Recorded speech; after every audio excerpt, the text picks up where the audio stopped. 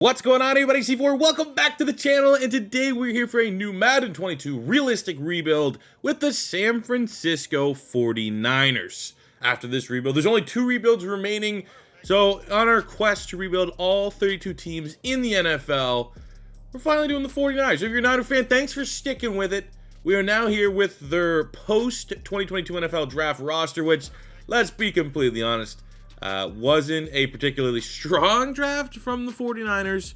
They didn't have any premier picks, and you could argue, at least from a Madden standpoint, they did their damage last year, you know, bringing in Elijah Mitchell. You have Trey Lance, who in real life there's massive question marks about, but as far as it stands in Madden, he's going to be pretty good. I honestly couldn't. I mean, they got Burford out of Texas San Antonio. They got Danny Gray from SMU. Overdrafted apparently. I mean, Davis Price from LSU. I mean, maybe he's a terrific fit. Who are we to question what Kyle Shanahan wants in a running back? Even though Trey Sermon, for especially fantasy football fans, Trey Sermon was fool school last year. And real ones like myself got Elijah Mitchell in all your fantasy leagues, and he was very good for you. On the defensive side of the ball, you know, it's pretty good. It's just one of those teams where it's like, I think the Niners are very well coached. I think the Niners are, you know, borderline underrated, potentially. There is some issues, comments, questions, concerns going on with Deebo Samuel, who, as we start this rebuild, is an 89 superstar. He probably will be higher than that in Madden 23. I think, all things considered, you're probably giving Deebo an X factor, and I'd be shocked if he's below a 90. But it seems like the big issue right now for the 49ers, outside of their quarterback controversy, is just, you gotta pay Deebo Samuel, man. You gotta pay Deebo. You can't let him walk. If you let Deebo walk, that means your wide receivers are going to be Brandon Ayuk and Juwan Jennings. And for a team, even though you like to run the football a whole lot, probably not in your best interest. Even though, I mean, you still have George Kittle. But, I mean, you look at the offense here, even going into free agency, if you're combining free agency and the draft, quiet from the 49ers. Like, for a team that probably should have been aggressive some way, shape, or form, to be like, all right, here's how far we got last year. I mean, we upset the Packers, yada, yada, yada. We need to make a couple big moves here to take our team to the next level. And, I mean, again, I don't know exactly what their salary cap situation is. We will figure that out as we go through this rebuild. But it really does feel like the Niners are like, we're 1-2 pieces away from moving that needle and getting to a better spot. And it's like, well, you know, what kind of moves did you do to move that needle? And, you know, we got Darqueze Dennard in the secondary. They got Kamoko Toure coming over from the Colts. That's about it. So I guess that's a big question here for the 49ers. Are they good enough to run it back with the squad majority made of players that they had in 2021?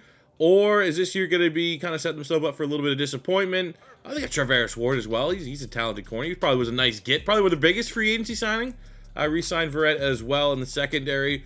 But, I mean, for looking at it from a Madden standpoint, it's a good roster. It's a fun roster. I mean, you got Bosa, you got Fred Warner, Greenlaw, Kinlaw, Armstead. Those guys on the defense are going to be pillars for this rebuild. And obviously, Trey Lance, Mitchell, Deebo, Ayuk, George Kittle, McGlinchey.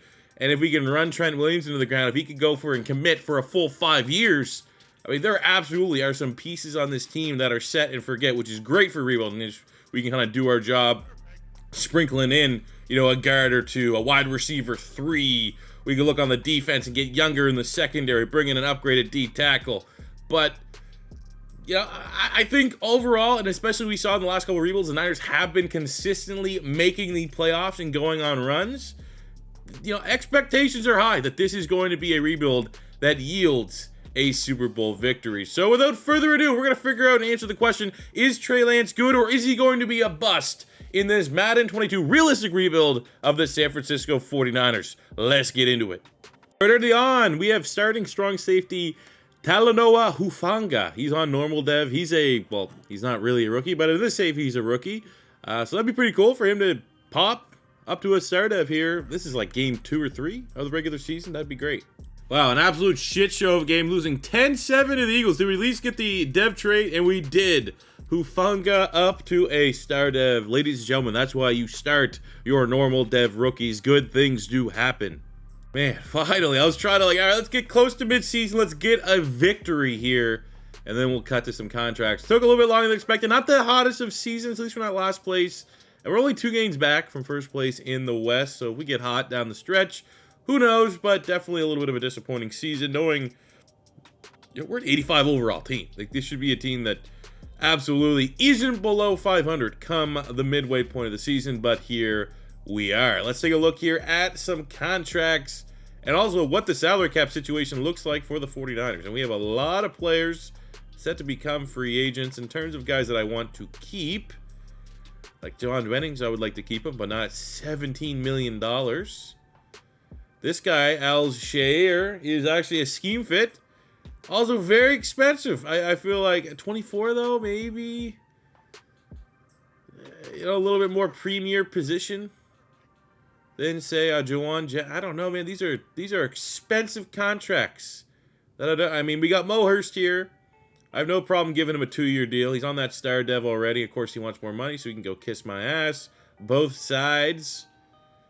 Like this guy, Al-Shair, kind of reminds me of a player that will eventually get a dev trade. Plays a lot. Could get it like base. If he takes this offer, we won't even. I don't even have the salary. I wasn't even paying attention. I have no salary cap. Can I withdraw? I'm going to withdraw the offer there for Mo Hurst. Can I offer him this? I still can't even offer him something like that. You take that offer? Oh my God. No, well, okay. I take everything back that I said regarding like the 49ers not really doing much, being aggressive free agency. Guys, they just have no money. Well, a little bit of good news after just disastrous news about the salary cap is Hufanga has another dev trade scenario to eventually go from normal dev up to a superstar in a single season. So clearly defensive coordinator D'Amico Ryans is one hell of a developer. Let's see if we can do all that. We got the dub over the Titans, and Hufanga is up to a superstar in year 1. Let's go. At the end of year 1, we actually won the division. Absolutely insanity to go from below 500. But I mean, we were only 2 games back, and we got hot. We got absolutely hot at the end of the season. It was 10-7, which I kind of thought was going to be like the basement for this team. But given where we were, I'll take it. That's a successful season. We endured, we persevered, and we're able to go into the playoffs here in the wildcard round, taking on Christian McCaffrey and the Carolina Panthers. Now, and this is, what makes it even more prevalent that we win now? The fact that we can't sign people in year 1 is probably going to be rough for this year, maybe next year, 2-3 years into a rebuild when you can't, really do anything tight spaces with your salary cap. It's going to be tough, man. And we don't have premier draft picks. I don't think we have a first rounder, right? Are we still down first rounder for another season until, like, we got one more draft to go? Or yeah, we don't have that first round pick because of the old Trey Lance trade. Look, we have no first rounders. That's awesome. Luckily we've been drafting particularly well, but still, that's going to be tough.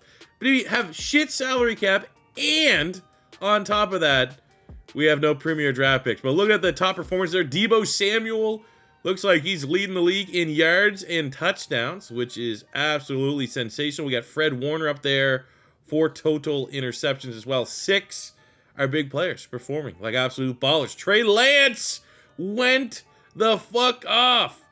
5,100 yards passing. First in touchdowns with 46. I'm not shocked. I've seen Trey Lance have some good seasons. 40s. I did not see Trey Lance having 46. I've seen Trey Lance have 42. I've seen Trey Lance have like high 30s. Not 46. Plus, actually, I thought Trey Sermon's numbers were Trey Lance's numbers. Good year from Elijah Mitchell. 1,100 yards, 14 touchdowns. Trey Lance, what the play like that every year, please. Receiving, we got 1,700 yards, 18 touchdowns. Deebo, 13 and 15 for George Kittle. 800 yards, 8 touchdowns for Ayuk. Danny Gray, the rookie at SMU, solid season, but really just 2 utterly dominant players in Deebo Samuel and George Kittle. On the defense side of the ball, Fred Warner, utterly dominant.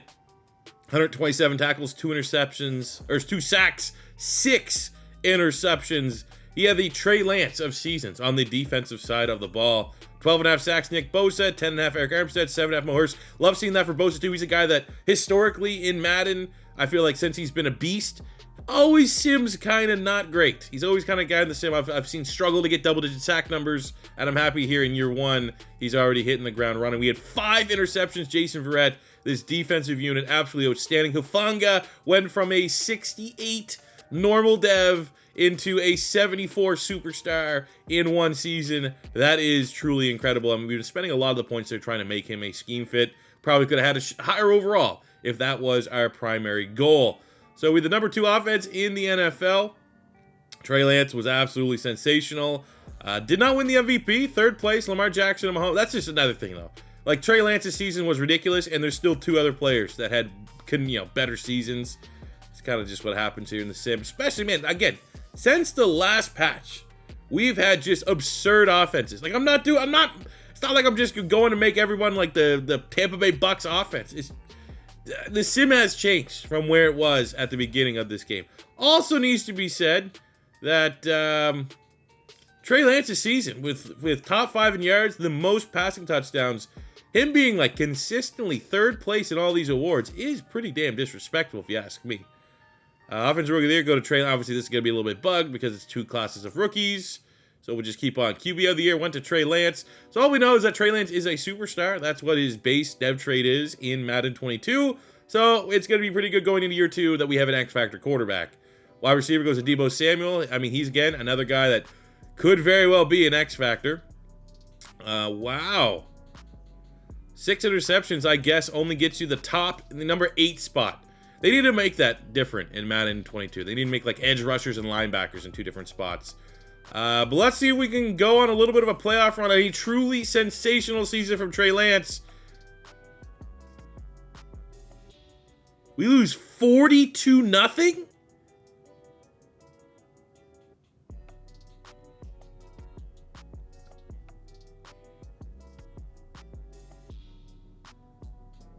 Holy shit.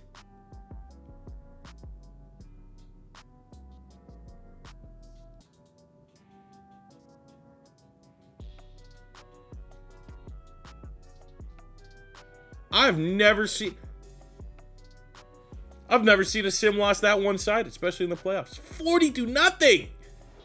Guy had 46 passing touchdowns. We got 0, and we were the favorites. Unbelievable. We just know that's going to start the downward spiral of Trey Lance never playing like this rookie season ever again for the remaining 4 years of this rebuild. Can't wait. As we close with the lockers, let's take a look at our depth charts. Again, I'm expecting Lance to be X-Factor, which he is. Deebo up to an X-Factor, which he is.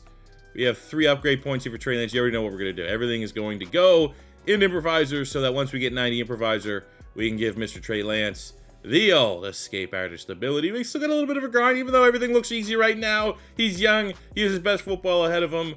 And, we have plenty of time for him to go up 9 more points at improviser. You can't just how bad of that's like the worst playoff performance I've ever seen from a quarterback in a sim. What is going? I mean, maybe hats off to the Panthers. That was pretty disgusting. And on the defensive side of the ball, Dre Greenlaw up to a superstar. Jason Verrett went up to a superstar. We just have no money to re-sign him. And Alshire went up to star. Like we were kind of saying, he was due to go up dev trait. And again, much like Verrett, just have no money to re-sign him. So, as is the problem with this 49ers team, the difficulty in this rebuild is that it's very likely, even though we had the X-Factor upgrades for, Trey Lance and for Deebo Samuel, this team overall is probably not going to be as strong next year as it was this year. And we just, what do we have to show for it? A 42-0 loss. For the offseason, we did have a pretty substantial retirement for the 49ers, get a little bit of salary cap relief. Alex Mack, who was our 85 starting center, has retired after 13 seasons. All right, first things first, for the salary cap relief, Jimmy Garoppolo. Goodbye. Goodbye. We're also going to release Samson Ebukam and get just over $5 million of relief. Need to do it. Got to do the purge. But I keep it light on free agency just because you always want to have that fun, that war chest of keeping your own free agents. But I do want to go out aggressively and try to bring back Azeez Al-Shaair. Went up star dev. Sometimes linebackers are just like programmed to go up dev trade. And it's one of those guys I think if we bring him back, might be primed to get a superstar upgrade sooner than later. So we're coming in with a big bid over the Commanders and Texans, and hopefully we land our lone free agency target this first offseason. And we got him, because everybody loves DeMeco Ryans. The opportunity this offseason, we got the 5th-year option on Superstar X Factor Nick Bosa, and I feel like that is pretty much a resounding yes to keep him on the books. All right, great. Franks just went. I had to wait till pick 20 in the 2nd round, and Franks was the corner that I was looking at. There is a safety that is still the belle of the ball. I don't know if he's still there. It is. He is. Yes. We did not have any picks. And we still don't need a safety yet. Jimmy Ward is regressing, even though he's still a fine player. But this is our guy. Gerald Cox, scouted to be a round 1 talent. I would have probably picked him anyway. 6'4", 205, A tackle, A hit power, coverage of the seat would be better. Combine, sensational, top 5 and everything. So let's get Gerald Cox. Only thing if he has a dev or not. No dev trait. Kind of sucks, but he's going to be at least a 70 overall. So as we finish the draft up, no hidden devs. We're kind of hope up for the ratings here. Oh yeah, baby. I mean, a little bit of a whiff there in the 4th round. But with 4 picks, 3 of them going above a 70, I will take it. We got Gerald Cox, who we did proper scouting on. Again, we have no problem with normal dev rookie safeties. Hufanga went from normal to superstar in 1 year. So Cox might have to wait a little bit till he can play over Jimmy Ward, but it's still a very valuable player to have. We got Barnes, Floyd Barnes out of Michigan State, 71, power rusher, scheme fit, D-tackle, which looks pretty damn good. We got Killings, just a depth guard. Not going to lie, kind of just went with the highest bench press there. And then we got Kevon Stevenson. He was actually projected to UDFA, but he was just an absolute animal. Clearly a good player. Did not think he was going to be that good. A UDFA guy getting a 73 overall is fairly uncommon, and we're happy to be able to bring him in and increase our depth on the D-tackle spot after losing Mo Hurst to free agency. Still wish there would have been a dev trade in this draft class, though. So here's our team as we gear up for year 2 with the San Francisco 49ers. Not a lot of changes because, had minus 14 million salary cap to start the last season. But I guess the big changes is Trey Lance is up to an X Factor. Deebo Samuel is up to an X Factor. Don't know why George Kittle's currently listed as a backup fucking center, but that's great. There we go. We got George Kittle back in front there. We'll bump up Danny Gray to wide receiver 3. He got, almost 600 yards last year as a rookie. As you can see on the defense, Stevenson is going to have to start at D-tackle. Very worried about our secondary. Honestly, at this point, I might go Cox at free safety. We can take someone like Jimmy Ward, who has played a little bit of corner. And maybe we'll make Jimmy Ward like our slot corner. Actually, no, we have Cox on the field as our slot corner. So I guess we can kind of get away with that. But yeah, pretty worried about that secondary there. Especially after we gave up 42 points in the playoffs. But now here's at least hoping that our offense can outscore other teams. And that will be our path to victory here in year 2. So I wasn't even recording. There was a scenario that I accidentally opened. It was a retirement scenario. And I was like, oh, let's convince Trent Williams to stay. I literally said, that's all it was. It was just like, hey, you had one option. And he just said, I'm retiring in week 4. Our 96 superstar left tackle on an undefeated team. 3-0. Retired.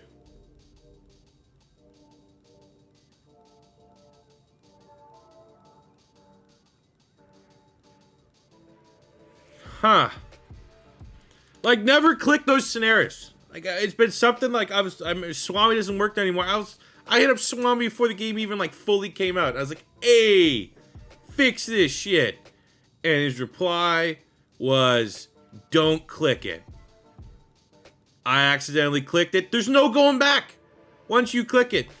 I probably could have shut off my Xbox potentially. But I shouldn't have to do that. And now here we are. At least we're undefeated. But no more Trent Williams. I have also seen people on Reddit and stuff say after guys retire in that cutscene, they come back at some point. But it's devastating. That's devastating news to be 4-0.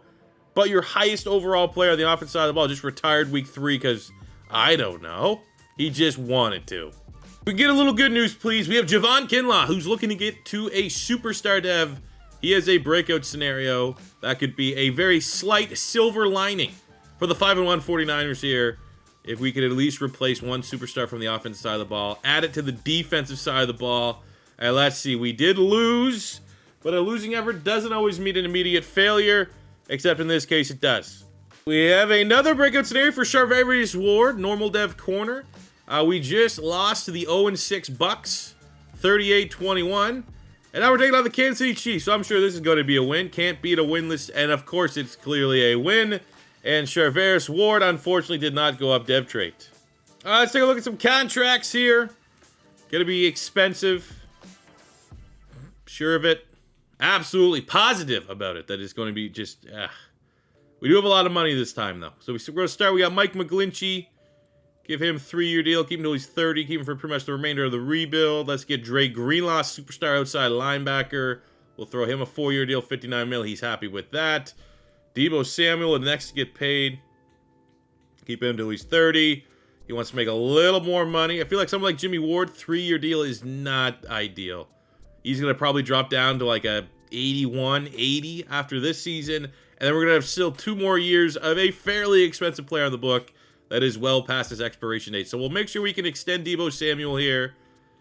That's probably it. But we also just need to acknowledge, yet again, we're here at the midway point. Trey Lance is a freak of nature. He might not be in the top 3 quarterbacks, even though there's a lot of... But look, first in the NFL, 27 passing touchdowns, 2,500 yards passing. We've not only that, we've played good against good teams. Like a lot of times in these rebuilds, you beat the teams you're expected to beat, and you lose to the teams that you're like, oh, that's a tough game. We beat the Rams. We beat the Raiders. This is the Raiders with Devontae Adams. We beat the Saints, who are pretty tough in the sim. We beat the Packers, and we beat the freaking cheat code Chiefs. So I mean, I'm feeling like it's, this team learned from that embarrassing loss a year ago in the playoffs, as our whole season kind of went crashing and burning. And we also need to put a little respect on the 49ers playbook here. West Coast zone run, it can work, especially with Trey Lance. At the end of year 2, not division winners, but we made the playoffs, and we got a very winnable matchup here against the below 500 Chicago Bears in the first round of the playoffs. Looking to see a big year out of Trey Lance. Not cool seeing really Jimmy Garoppolo be second in the passing leaders chart. Looking at the rest of the numbers, not really seeing... Hey, Fred Warner, second leading tackler in the NFL. That's kind of cool. Trey Lance was 21st in yards passing, but the #1 touchdown department. That's pretty cool. Got vultured one tutty there from Kirk Benkert. But 42-12 for Trey Lance. Good to know he's just an absolute god. And I believe we are 1 point off. Yes, 1 point off. Him getting that 90 improviser and being able to get escape artists. Maybe they'll elevate his game just a little bit. 1,500 yards, 10 touchdowns for Elijah Mitchell. Pretty good numbers there. 13-8 for Kittle. 8-11 for Deebo. Obviously not a lot of yards, but the touchdowns are pretty stacked. Defensively, 142 tackles for Fred Warner, which was second. We have 15 sacks, 15 TFLs for Bosa, 9 sacks, Eric Armstead. Interceptions, it's still not a bad total of interceptions, just no one had a baller year. Looking at the yearly awards, MVP went to Christian McCaffrey. Trey Lance coming in at number 10. There we go, getting a little bit of, respect. But my God, what's going on with the Panthers here, dude? Crazy. I'm sure we're gonna run into them in the playoffs. I'm sure of it. But here in the opening round, we can handle business against the Chicago Bears. Get a nice playoff victory, avenge the disgusting loss a year ago, and we did. 28-20, maybe closer than expected. But still, nonetheless, a big result for the squad. I'd like to see Trey Lance have a nice game. It was clean performance there. Brady McLeod kind of stepping up. Gerald Cox got a sack and a half from Bosa. And it sets up a matchup in the second round here against the Atlanta Falcons. Another completely winnable game. 83 overall versus 87 overall. And we kicked the shit out of the Atlanta Falcons. 38-7. And we're 2 wins away from winning this Super Bowl. Winning this rebuild in just 2 freaking seasons. Another clean game by Lance. I mean, Desmond Ridder, we know what he can do. We did that Atlanta Falcons rebuild like beginning of the month, and we saw just how overpowered Desmond Ridder can be. But really good rushing attack. Warriors Ray McLeod, man, he's kind of crushing it out of the slot right now for the squad. And just like that, looking at the big board here, the Super Bowl, it's either going to be the 1 seed Colts or the 6 seed Ravens or the 1 seed Cowboys or the 5 seed 49ers. I think like storylines, I guess it would be like the DeForest Buckner Super Bowl, potentially, you know, if it is us versus the Colts. But we got to beat Dallas, man. Dallas is not an easy opponent. I think for this one here, we'll make sure we upgrade our players. I don't even know if there's going to be any starters. No start. I mean, Ambry Thomas might see the field a little bit here or there. But we are as full strength as you get. We're actually a better team overall than the Dallas Cowboys. 87 overall going against 86 overall. But Dallas is a little bit like the Kansas City Chiefs of the NFC. And hey, we handled business. A slim victory. But we are in the Super Bowl. A rematch of the Harbaugh Super Bowl from a couple years ago. That was the game that the power went out, I believe, right? Was it? Can't remember. I have terrible memory. But in this matchup, Trey Lance out-duels Dak Prescott. Kyle Juszczyk with 2 touchdowns, 100 yards there for Elijah Mitchell. Fred Warner had an interception. We got a sack from both. So really, this was a game that all of our key players, all of our X Factors seemed to make a play. And that's what you need, man. On the biggest stage of the season, your playmakers need to make plays. And it sets up a Year 2 Super Bowl matchup between the 10-7 Baltimore Ravens. Oh, here we go. Oh, I'm not going to hop on the stick. It's way too early. But what I am going to do is upgrade Trey Lance. Get that improviser. I'm going to go to his abilities here. I think it's... Where's it? Is it here? Oh, no. He's pretty much a god. He's pretty much a god at this point. Oh, man. I mean, what better way? You get escape artists. Let's cap it all off by making this a quick, efficient rebuild. Exciting rebuild. And win our Super Bowl here in Year 2. One of those things, too. I was like, man, I'm not going to be able to work out tonight. Got to finish recording this rebuild for Wednesday. We win the Super Bowl now, I would be able to get my pump on, you know? Let's see what we got here. Opening drive. Baltimore gets 3. Not going to be a game that we're going to trade field goals with. They got Justin Tucker, right?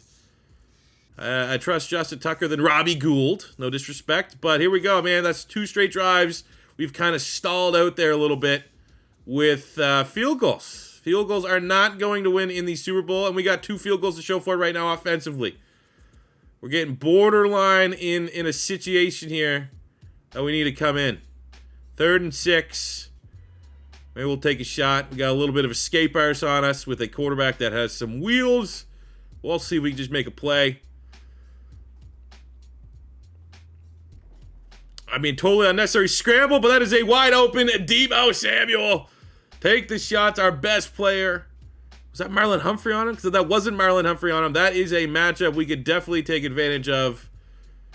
Why is our team so bad? We'll take another shot here potentially, but why? Like, it's just not up to the challenge here. Oh my God, give me Deebo on a linebacker. They give us Deebo on a linebacker. He's not going to give us the big touchdown. And Marlon Humphrey was kind of trailing there a little bit. But that's after he made his cut. I'm pretty sure that was a linebacker on him. Defense, I mean, if they get in there, it's over. Yeah. Hey, it's been a while. Feels like the last couple times we've made the Super Bowl, we've won the Super Bowl. And this was very much a game where every single time the 49ers got the ball, it was a punt or a field goal. Everyone on the Ravens got the ball. It was a long, methodical drive with points varying between field goals and touchdowns. Better team won it. Better team won it. But I think we're going to be back here next year. So we had a little bit of wiggle room with free agency, especially with the shocking retirement of Trent Williams. That was quite the substantial contract. And while I'm not going to be going in on the Scary Terrys or Rashawn Garys or the Jeff Simmons, we're still going to be pretty damn aggressive. I'm going to look at Jamel Dean in the secondary, coming with a big bid over the Philadelphia Eagles. He would immediately be corner 1. We're going to look at Jonah Williams, who's instantly plug and play a starting left tackle. And then Garrett Bradbury on the interior. He is a scheme fit and should be a plug and play center for day 1. 3 brand new starters at positions that we're very, very weak at. That'd be a huge way to start off this offseason. To go to the Super Bowl and get the job done. And remember, man, we still were kind of competitive in the Super Bowl where our highest overall player retired week 4. You know? And beautiful, we get all 3 of our players. Welcome to San Francisco. I forgot not that I forgot, but we didn't pick. Our first pick is 31 in the second round. I had a couple guys like kind of penciled in, and they're all off the board except one guy that if he's good, can't really gloat too much. He's a top fit for our team. Malachi Bird out of Wisconsin. We got B deep route running, which is solid, 5'9", 194. But you go. We got the first and the 40, first and the 3 cone. Usually is a pretty good player. Sometimes with a dev. No dev, because we just can't draft hidden dev players. But a lot of speed. I will say, looking at the draft recap, I did just kind of set my board, had my favorites, and the computer just kind of finished it out. We did get a hidden dev in the second round. Miles Richards, 66, hidden dev pass rusher out of Florida Atlantic. Full kind of kudos for them drafting them. We also got a 72 kicker, Josh Pike out of Oregon State. But other than that, Bird, 70 overall in the second round. Normal dev kind of sucks, but that is speed. You can't teach that. So year 3, and after our massive improvements through free agency, let's take a look at the squad as we look to get back to the Super Bowl. We now have our Escape Riders quarterback, Elijah Mitchell's copy and paste 1,000 yards. Debo only getting better. Might hit the 99 club. This year, I assume, probably later in the season. Kittle still a beast. O-line, leaps and bounds. Jonah Williams replaces the great Trent Williams. You have Garrett Bradbury, massive upgrade at center. Then flip it to the defense. You might even get even better here on the defense. Armstead, Stevenson, Kinlaw, and Bosa. Greenlaw, Warner, Al-Shair. Cox takes over at free safety full-time after we let Jimmy Ward hit free agency. Fonga, who's probably the story of this rebuild so far, going from normal dev, castaway rookie, not much expectations to a superstar and a big-time playmaker that we need to count on. We get Jamel Dean as the clear-cut corner 1 now in this secondary. I think this is now a team that's got to take the step, make the Super Bowl, and win the freaking Super Bowl here in year 3. So kind of a hot start here for the 49ers in year 3. We're at the midway point, 5-1. I'm not going to say starting to run away. The Rams are only a game behind us in the NFC West, but that's a tremendous start. Let's take a look at some contracts here as we're 91 overalls across the board. Good God, this is going to be kind of expensive. I decided not to pick up the 5th-year options on Kinlaw and Ayuk. Seems like a good call on Kinlaw, honestly on both of them. But first, it all starts with Bosa. Got to re-sign him. He's been very good. This is probably the first rebuild. Again, I talked about this earlier. It's probably the first rebuild that I've had with Nick Bosa that he's actually played very good. Ayuk, sure. We should probably try to keep all 3 of those top guys here in the building, even though I didn't want them on a 1-year, $12 million contract or something crazy like that. Doesn't mean I don't want them in the building. We'll give Kinlaw a 4-year. I'm a big fan of Kinlaw after he kind of just verbally assaulted some shitty Niners beat reporter. I didn't actually realize Ward's only 27. I thought he was a lot older than that. I'll throw him some bucks, even without the depth trait. Very, very, very, very solid defender. Buford is decent at guard. I have no complaints, so maybe we give him a 5-year with a fairly low cap hit, which is done. And I think all that being said, we'll definitely come back. Probably give Bosa in the area code of $110-ish million, and that will be it. The bad news is we lost 2 in a row to kind of close out the year. I thought we had a chance at like a big-time record. But the good news is that we won the NFC West. We have the first round bye. I think with the moves that we made in free agency, especially last year, it was kind of obvious that this was going to be a very good team, one of the best teams in the league. We kind of went out there and proved it as the 1 seed in the NFC. On the other side, it is the Raiders, and there's no Chiefs in the playoffs. This could be juicy. The cheat code is not here. Looking at the big picture here for our beloved 49ers. Nick Bosa, 18 sacks, 27 TFLs. That is terrifying. Dre Greenlaw up there for total tackles as well. We got Bosa. I wanted $110 million. He signed on the dotted line at 115 is what it is. Kind of got to pay the man. Huge year from Trey Lance. 4,800 passing yards, 42 touchdowns, 12 picks. Just God mode. There's no other way to put it. Great 1-2 puncher. Sherman with 14 vultures. I mean, even Trey Lance might have won MVP this year. To be honest with you, I'd be shocked if he didn't. Those are 4 rushing touchdowns. I mean, if we won that MVP with Lamar Jackson, if we won that MVP in the last Texans rebuild with some pretty good rushing numbers, the yards aren't there, but I'd be pretty surprised if Trey Lance isn't your MVP. Huge year by Deebo Samuel, 1,300 yards, 17 touchdowns, 12-9 for George Kittle, 1,005 for Ayuk, 8-7 for Danny Gray. On the defensive side of the ball, Dre Greenlaw, 132 tackles, massive numbers. Even crazier, 27 TFLs, 18.5 sacks for Nick. He probably should be Defensive Player of the Year, if I'm being honest with you. That's like, in terms of like TFLs and sacks combined, that's some of the highest numbers I've ever seen. On the interception front, still nothing great, but as Hufanga, I love seeing that. The feel-good story of the rebuild so far. We're the number 1 offense in the NFL. MVP should be Trey Lance. It is. Congratulations. Wow, don't want to ever see that happen, but congratulations to Trey Lance. Thoroughly deserved. He's also the offensive player of the year, defensive player of the year. Wow, Nick Bosa got robbed by Tank Lawrence and Aaron Donald.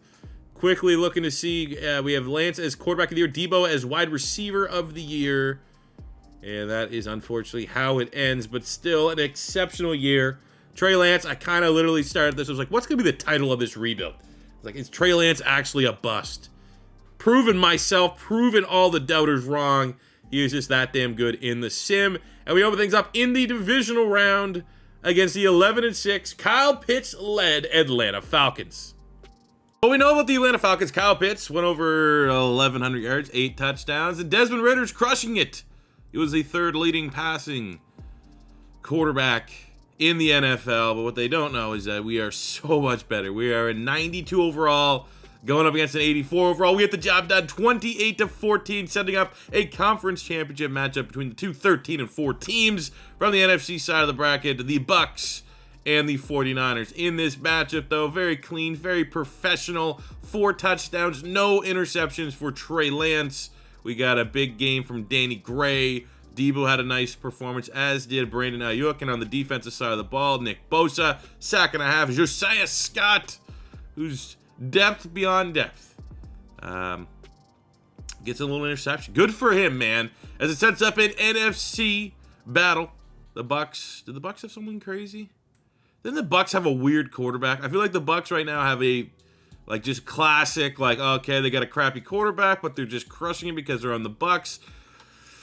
Yeah, that will answer my question. I'm not going to say that those wounds haven't healed yet, but, they got Carson Wentz. I guess going to Tampa was the way that Carson Wentz could regain that 2017 MVP form that he had with the Philadelphia Eagles. So, from the NFC side, I would put the Bucks in the bubble of teams you don't really want to see in the playoffs. I'd say the Bucks, I'd say the Saints, I'd say the Cowboys, like the 3 kind of heavy sim teams.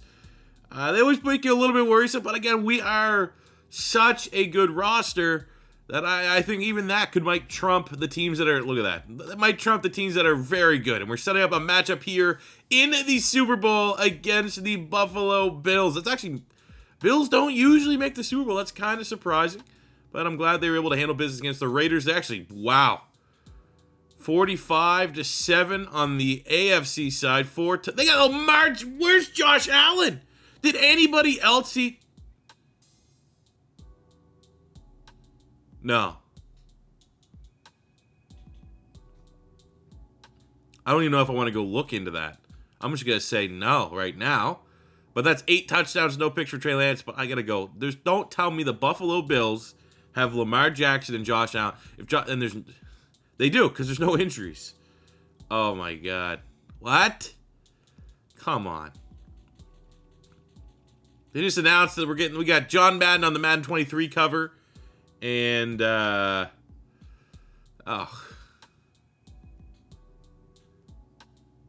What? How does that even happen? How do they have Lamar Jackson for that much money?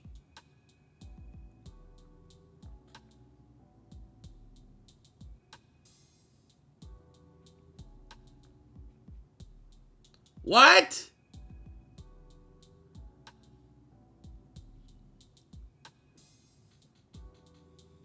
Fuck's sakes, man. Well, we can get Trey Lance up to a 99. Beyond that, if we want. What? I gotta process this. So we're getting ready to go into, we'll go strong. We're getting ready to go to a Super Bowl for a team that has Josh Allen and Lamar Jackson as their quarterbacks. The Buffalo Bills led by Lamar Jackson with Josh Allen. And it's one of those things, I don't doubt that. If you told me I can get Lamar Jackson for under $1 million, like, what the fuck, man? All right. Super Bowl time. Maybe that's why, though. Maybe Josh Allen is cursed. Like, Bills finally make the Super Bowl when they have someone different other than Josh Allen. Which, I mean, I don't know if I'd make the most exciting quarterback, arguably, in the NFL. Cursed! That doesn't seem very fun. But they're playing fairly well. Again, it feels like this was the last Super Bowl, man. We could not get touchdowns, but luckily we were able to get a touchdown to end the first half and a touchdown to start the second half. Get a second, even a lead there. Our defense kind of slowing them down just a tad. Holding this Bills offense to like long, methodical drives. Not a lot of big splash plays, which you figure they might have if, the quarterbacks were different. We go to the red zone, 31-27. Of course, they're going to score in a matter of seconds. So do we! We're built different! Holy shit, let's go. I was getting, like, that right there. That's what we need. If you're going to have some cheesy... They're going to have a double quarterback situation there. And they're going to score a touchdown with, like, barely any time left after not doing anything for most of the game. Give me a chance. Get that home run play. And we absolutely got that with 99 X Factor Trey Lance. We were able to somehow defeat the juggernaut, which is the Bills quarterback room for Lamar Jackson and Josh Allen. I definitely got to see what that last drive was. Takes two to tango. I mean, for all we know, it could have been an Elijah Mitchell, like 70-yard touchdown run or something like crazy. But we'll celebrate this moment as one of the most illustrious franchises in NFL history as yet again another Super Bowl title. And while it may be hard to digest this right now, there may be a chance in the near future that this could happen in real life. Trey Lance could be the guy to bring the San Francisco 49ers back to Super Bowl glory in a matchup that was dominated by both quarterbacks. Huge game by Lamar Jackson. Depressing game for my defense, all things considered, to give up almost 500 yards passing and 4 touchdowns. But I got to see how things kind of broke out. 42 points scored in the fourth quarter. Olabisi Johnson with a touchdown. George Kittle with a touchdown. Singletary with the touchdown. George Kittle with the hat trick in the fourth quarter with 19 seconds to kind of cap it all off. God love George freaking Kittle. So with that being said, fellas, we have 2 rebuilds left to get through all 32 teams in the NFL. We have the Arizona Cardinals and the Philadelphia Eagles. We're probably going to finish with Philly. So stay tuned. The Arizona Cardinals rebuild will be coming before you know it. If it's your first time stopping by, don't be afraid to hit that subscribe button. Smash the like button if you enjoyed. And until next time, it's C4 saying peace out.